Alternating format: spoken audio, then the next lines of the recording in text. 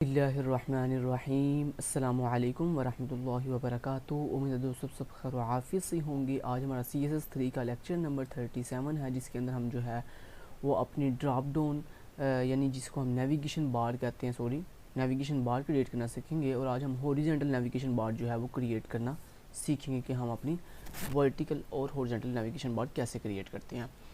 अभी यहाँ पे दोस्तों मैंने एक अनअर्ड लिस्ट ली हुई है और इस अनअर्ड लिस्ट के अंदर मैं कुछ लिस्ट आइटम्स ऐड की हुई हैं, home, service, about, blog, profile, pricing, contact और लॉगिंग के नाम से। अभी अगर मैं आपको इसकी आउटपुट दिखाऊं, राइट क्लिक करता हूँ, यहाँ से कॉपी फाइल बात करता हूँ और यहाँ पे आके आपको दिखा देता हूँ। ये मैंने आके पेस्ट किया और देन एंटर हिट किया तो ये आपको एक जो है मेरा नेविगेशन बार नज़र आ रही है जो कि वर्टिकल है। ओके जी। अभी इस वर्टिकल नेविगेशन बार को प्रॉपर हम ब्यूटीफुल कैसे बनाते हैं CSS के थ्रू, वो आज सारा कंप्लीट सिखाऊंगा आपको इसकी वीडियो में डिटेल के साथ। सबसे पहले दोस्तों मुझे अगर इस पूरे डॉक्यूमेंट को स्टाइल करना हो एक साथ, यानी ये जो पूरे का पूरा आपका डॉक्यूमेंट है, इस डॉक्यूमेंट को स्टाइल करना हो दोस्तों, उसके लिए हम ये यूनिवर्सल सेलेक्टर जिसको हम स्टैटिक कहते हैं ये यूज़ करते हैं। जब दोस्तों आप CSS के अंदर ये स्टैटिक सेलेक्टर का इस्तेमाल करते हैं तो उसको हम कहते हैं यूनिवर्सल सेलेक्टर। ठीक है, तो ये इस यूनिवर्सल सेलेक्टर का मतलब क्या होता है कि आप इस पूरे डॉक्यूमेंट को स्टाइल करना चाहते हो। अभी मैंने कहा इस पूरे डॉक्यूमेंट के अंदर जो पैडिंग लगी हुई है उस पैडिंग को बाय डिफ़ॉल्ट क्या कर दो, ज़ीरो कर दो। उसके बाद जो बाय डिफ़ॉल्ट मार्जिन लगा हुआ है उस मार्जिन को भी ज़ीरो कर दो। उसके बाद बॉक्स साइजिंग जो है, बॉक्स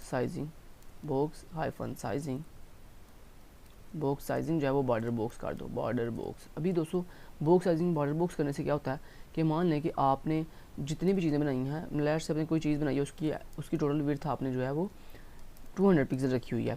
उसके बाद आपने उसको जो बॉर्डर दिया वो लेट से 10 पिक्सल दिया है, 10 पिक्सल दिया। अभी दोस्तों टोटल विड्थ कितनी होगी, 200 पिक्सल आपने उसको विड्थ दी हुई है और 10 पिक्सल उसका बॉर्डर का साइज़ है, तो टोटल कितना हो गया 210 पिक्सल। लेकिन दोस्तों अगर आप चाहते हो कि आपका ये जो बॉर्डर है 10 पिक्सल ये इसी 200 पिक्सल के अंदर अपने आप को एडजस्ट करे, यानी ये जो 200 पिक्सल है ये इस 10 को प्लस करके 210 ना बने, बल्कि क्या रहे, ये जो बॉर्डर की आप जितनी मर्जी विड्थ दो वो बॉर्डर हमारी इसी भी दी हुई 200 विड्थ के अंदर कंप्लीट हो। तो यानी आप ये चाह रहे हो कि अभी भी मतलब ये विड्थ और बॉर्डर देने के बावजूद भी मेरा साइज़ जो है वो 200 ही रहे। ठीक है, तो दोस्तों उसके लिए हम ये प्रॉपर्टी जो है यूज़ करते हैं, बॉक्स साइजिंग बॉर्डर बॉक्स। इससे क्या होता है कि हम जो साइज़ बॉर्डर का साइज़ देते हैं ये हमारी इसी दी हुई विड्थ के अंदर ही एडजस्ट हो जाता है, कोई एक्स्ट्रा साइज़ जो है वो ये ऐड नहीं करता, ये मतलब होता है इसका।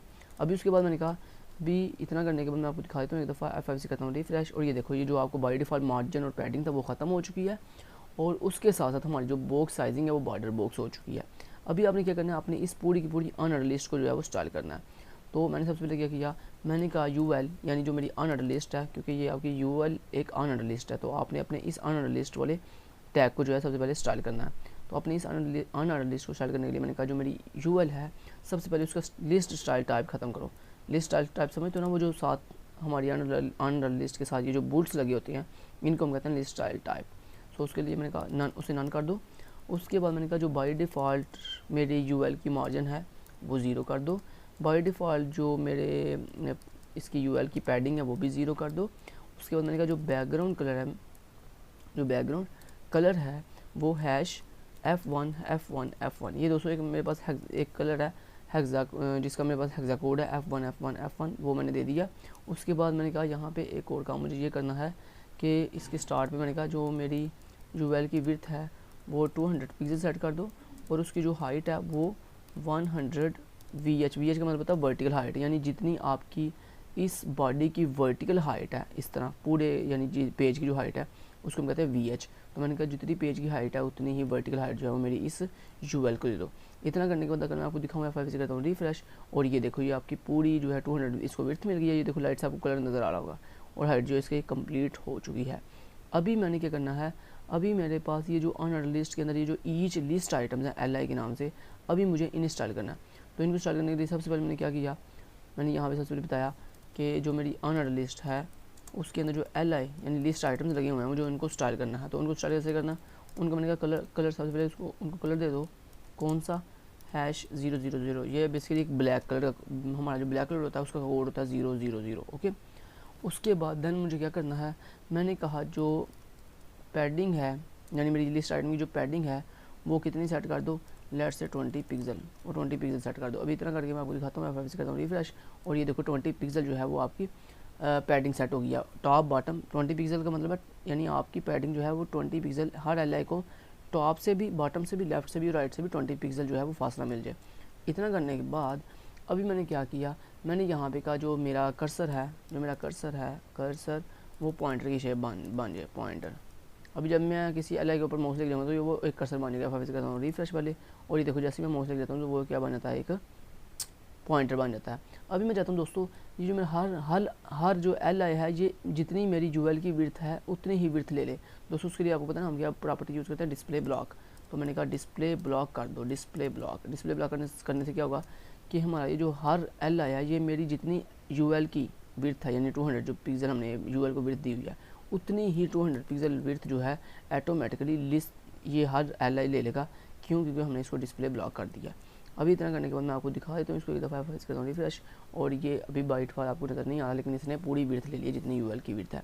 देन मैं चाहता हूँ कि जब भी मैं किसी अपने स्पेसिफिक एल के ऊपर ऐसे माउस लेके जाऊँ तो उसका बैकग्राउंड कलर और फॉरग्राउंड कलर चेंज हो जाए। उसके लिए हम क्या करेंगे, उसके लिए हम यहाँ पे आएंगे, लिखेंगे जो मेरी यूएल है उसके अंदर जो एल है उन हर ईच एल को कॉलन सूडो क्लास हम कौन सी यूज़ करेंगे, होवर मैंने आपको सूडो क्लास करवाई हुई है।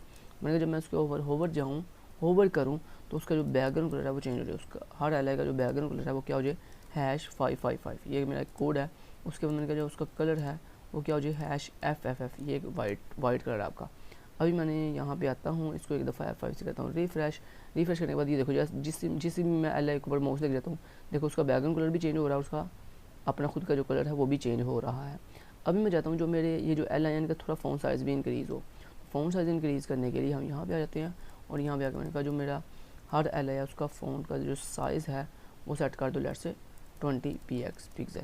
अभी वापस आते हैं और देखते हैं कैसे नज़र आ रहा है। वापस करता हूँ रिफ्रेश, और ये अभी ये ब्यूटीफुल नज़र आ रहा है। ओके, सो इतना प्यारा लग रहा है ये। सो ये था दोस्तों हमारे पास आज का लेक्चर, जिसके अंदर हमने क्या सीखा है।